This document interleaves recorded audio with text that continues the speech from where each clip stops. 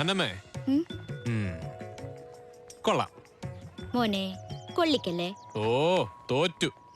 ഇപ്പഴാടി നീ പെണ്ണ്.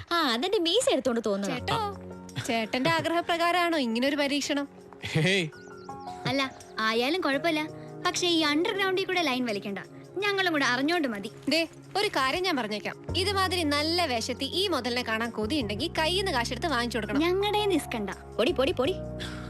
മോനെ ശ്യാമു, എന്നെ കെട്ടാൻ മോഹിച്ചു വരുന്ന ഒരുത്തന്റെ കണ്ണിലൂടെ നോക്കിയിട്ട് നീ പറ, എങ്ങനെയുണ്ട്? എങ്ങനെയുണ്ടെന്ന് ചോദിച്ചാ ഈ കോലത്തിൽ പൊക്കിയെടുത്ത് വനജ ടീച്ചറിന്റെ മുമ്പിൽ കൊണ്ട് നിർത്തിയ എപ്പ വിളക്കെടുത്തു ചോദിച്ചാ മതി. അയ്യേ, അവരാട്ടായിപ്പാ. എടി ഉണ്ടപ്പക്രു, ഞങ്ങള് കാണുന്നുണ്ട് ഇതുവരെ കാണാത്തൊരിളക്കം.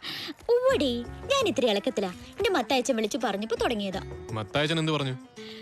എനിക്ക് വേണ്ടി കണ്ടുവച്ച ഒരു ചൊങ്കൻ ചെക്കൻ ഇന്നെന്നെ കാണാൻ വരുന്നു. അതിന്റെ ഒരു ഡ്രസ് റിഹേഴ്സലാ. വൈകിട്ട് 3:30 ഗാർഡൻ റെസ്റ്റോറന്റില്. ഓക്കെ മക്കളെ, നിങ്ങളെല്ലാം വേണം ഒരു മോറൽ സപ്പോർട്ടിന്. അതെ, വൈകിട്ട് എനിക്ക് പറ്റില്ല. ഫ്രണ്ട്സിന്റെ കൂടെ ഒരു സ്ഥലം വരെ പോണം.